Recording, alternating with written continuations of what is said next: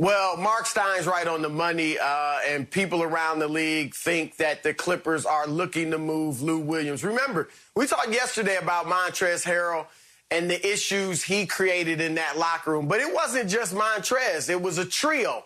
Montrezl, Lou, and Patrick Beverley. And I'm not saying it was a civil war, but it was just some tension there. And we all know that. And so, yeah, they wouldn't mind getting rid of Lou and Patrick Beverley. I think you can even say they're shopping them, not desperately shopping them, like we got to get them out of here, but they would like that type of fresh start. Lou also brings problems on the court. As great as he is offensively, he doesn't play good defense. We all know that. He's a liability there. And so they are looking to move on. The problem is Lou only makes $8 million a year. So it's going to be tough to get a player back who can give you his production for that type of money. With Patrick Beverley, he's got 2 years, about $27 million left on his deal. And teams feel like, and it's true, he's always injured. If you look at his history, he is always banged up. Maybe it's how tough he plays, how hard-nosed he is, but that is scaring teams off. So there's not a ton of, much of a market out there for Patrick Beverley or really either of these guys. Now, the Clippers would love to get their hands on Terry Rozier. I would love them to get Terry Rozier. I'm sure Skip would love them to get Terry Rozier. It's the type of move that's needed to help them keep pace with the Lakers, but nothing's impossible. But Michael Jordan loves Terry Rozier. He wishes he had a team full of Terry Roziers. A lot of people think Rozier's on the market because they drafted LaMelo Ball, who's a point guard, but that's not necessarily the case. Jordan thinks they can play together. Rozier can play some too. If he's going to trade him, it's going to take a lot more than what the Clippers can offer. And so while I'd like to see them get Rozier, I do not see that happening. Can somebody answer me this, Skip? Chris, you and Skip, maybe you can help me. What is the Clippers culture? What is it? What do you think it is? Not losing. Well, you know what, though? Recently, we do have to be honest. I mean, under Chris Paul and Blake Griffin, they were pretty good. Not a championship team, but they were legit contenders. Then when Chris left, they became this hard-nosed, There you go. Team. Thank you. Paul. And then, okay. Trez, Lou Will. Kawhi and Paul George, that changed. So in other words, if you're going to make a fresh start, you got to get everybody that was there part of the old culture. Remember, Skip, Pat Bev bounced around. Trez bounced around. Lou Will was a second-round draft pick. They fought, scratch, claw, practiced every single day, played every single night. And now you get two guys coming here and they take it off. They not practicing. They play when they want to. And that rubbed them the wrong way. And so in order for you to get a fresh start, because clearly, and rightfully so, Paul George and Kawhi, those are your centerpieces. You got to keep those happy, those guys happy, because both of those guys have player options next year. The one thing you cannot have happen is one or both of these guys walking out the door and you're about to go get $1 billion, $1.5 billion playpen down in Inglewood. You can't have that, Skip. Now, I would love for you to get Terry Rozier, because what you really need was a Rajon Rondo, a guy that's unconcerned about scoring, that only cares about getting you involved in your offense. I agree with that. Terry Rozier has success in the playoffs, Skip, scoring the basket. He wants to be really a two masquerading as a point. So he going to want to get his bucket. And Kawhi, when he told him, I think he passed the ball to Reggie Jackson, somebody, he said, I ain't get a ball up for that, please. So I can just imagine Kawhi and Terry Rozier. But you go ahead and get it. Do what y'all need to do. But we upstairs polishing up our trophy. Yep, you lucked into it. I give you that. Ain't no luck.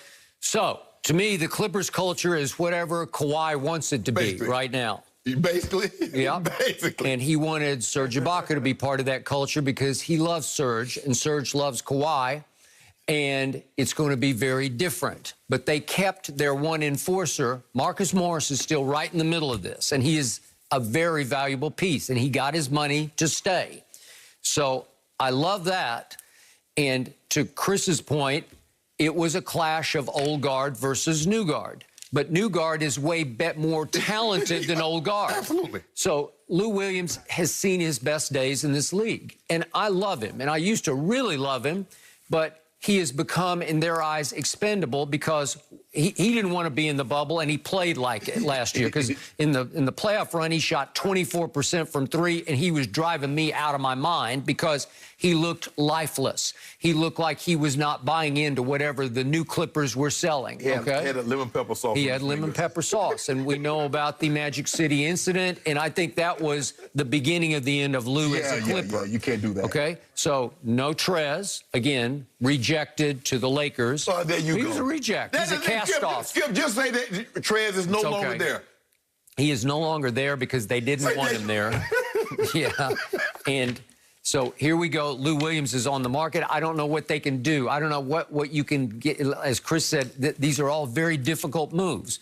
But what about Pat Bev? Pat Bev was the third best guy on the team. And why are you trying to get rid of the third best guy and a point guard? You got a point guard. Don't Pat Bev play point guard? Yeah, he's a defensive point guard. He's not an offensive point guard. Well, if he stopped training in Tim's on the beach, he wouldn't be injured so much. And also to Chris's point, I love Terry Rozier. He's got that dog in him, but you're right, Shannon. He is more two than one. Now, when Kyrie was out and they went on their run 2 years ago in the playoffs, or is it now it's almost 3 years ago, Terry Rozier was pretty good as a point guard. He averaged 6 assists through those games, and they got, obviously, all the way to Game 7 of the Eastern Conference Finals against LeBron and company, and that was the end of that deal. Well, but they got to 7, so it was pretty impressive, and he was the driving force and the heartbeat of that team. And what did he do? He parlayed that into a payday. He did. He got a big payday, and he was pretty good last year, but so was Devontae Graham. Yeah. He emerged, and he can play the point, and I hate to tell him this, but LaMelo, on usage rate, he might lead the league in usage rate next year as a rookie. Yep, he just might. So somebody is odd man out, expendable, and I will not be shocked if the Clippers figure a way to pry Terry Rozier loose. I know Chris saying it's not happening. I just think that's their target, and when Steve Ballmer wants something, he usually pulls it off. Well, you got to match up the salaries. Because Terry Rozier makes about $19 million a year. Well, you're going to have to do some wheeling and dealing with other players and maybe another team. Yeah. Give us Zubac. Okay, we'll take Zubac. There are trades that would work. Yep. There are trades that would work financially. You know, you could send Beverly we take Paul George to Charlotte for Rozier and Malik Monk or something like that. Like that would work financially. We'll trade you Rozier for Paul George. Who's we? Huh? Who's your we now? Charlotte. You're now Charlotte? Hey, Chris, might need to do something. Yeah, Charlotte would do that. You got to do something to make up for this Gordon Hayward deal. You got to fleece somebody like Gordon Hayward just fleeced you. So you got to get somebody. You got to get back, Chris. I think for the Clippers to get Rozier, it's going to have to be a 3-team deal, 3 or 4-team deal. And that's going to be tough to pull off. Look, they're going to keep trying. And, you know, there's been mention of Derrick Rose. I don't know, you know, Rose obviously is seen his better days, but they're going to keep trying to get a point guard. But even they realize this could be the roster they start the season with. Yep. So, for once, starting next year, the Clippers are going to be way under the radar. The odds makers will not love them because they're going to be starting fresh. Hold on. New coach, new culture. How do you get under the radar with 2 top 10 players when just last year you had the best player? You said the best player in the NBA, that KD was injured and he was just coming off the championship, was Kawhi Leonard. How can you ever, when has LeBron James ever flown under the radar? Chris, can you tell me that? Not Kawhi under the radar? What is he? A B-52? He an AWACS? He's the silent assassin. Yeah, he was real solid Game 7. He was real solid in Game 6 and 5 in the 4th quarter. Go ahead, you can gloat now. Yeah. They still start as the second best team in the West. I don't think they're that far under the radar. Like the Lakers are ahead of everybody, but I think they're viewed as the second best team, even over Denver. Hold up. Who goes to the limit talking about, man, if I can just get the silver? If I can just get the bronze medal. No. I hear you. I'm just saying they're not under the radar. That's where they exactly. are. Second best. You were supposed to get the silver in the bubble. No, we didn't. Yeah. We won gold. Yeah. We won gold. Yeah, because you got every break. What break, Skip? It was the same bubble. Miami lost its leading playoff scorer and its heart and soul player in game 1. We're not talking and you're about taking a credit for that? First of all, we wanted to play you guys. What were you guys doing?